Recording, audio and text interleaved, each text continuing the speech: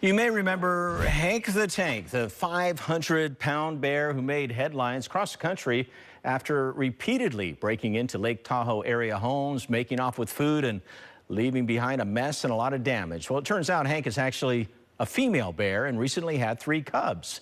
Those cubs are now at a wildlife facility in Sonoma County, and I was able to get an inside look to see how they're doing.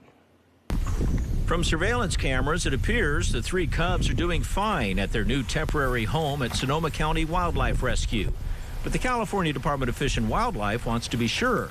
And so just to confirm that everything's going smoothly, we do have to actually get our hands on them at some point. And so today is the day of sedated physical exams and full workups.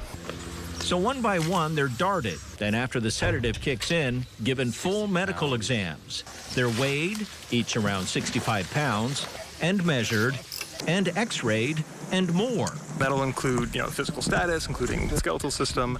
It's also, we're collecting blood samples so we can make sure that the major organs are doing fine internally, and we're also screening for a very important disease in bears, adenovirus. And we're also taking this opportunity to give them parasite control.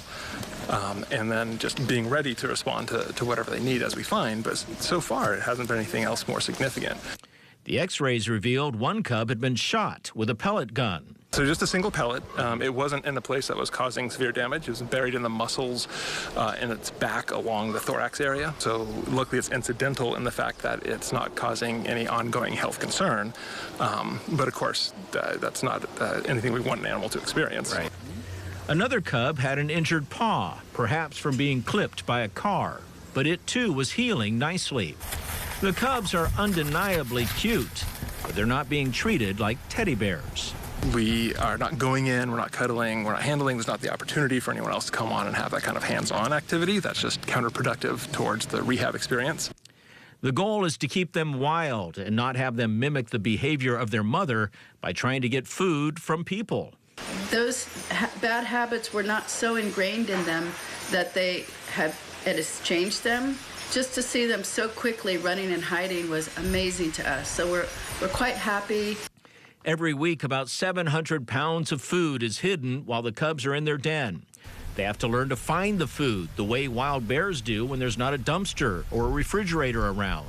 They get food rewards based on working for it, like climbing a tree or moving a rock or digging out underneath a felled tree or finding in a ditch, finding food in places so that they learn how to forage and that they learn how to get a food reward based on not just having it set out there by a garbage can, but how they would really actually have that happen in the wild. And the other part of it, which is pretty amazing, is that there's not human interaction with these bears right now. They actually need to relearn a fear of humans, which they do here as well. Hank the Tank has been renamed Henrietta, but to Fish and Wildlife, she's called 64F.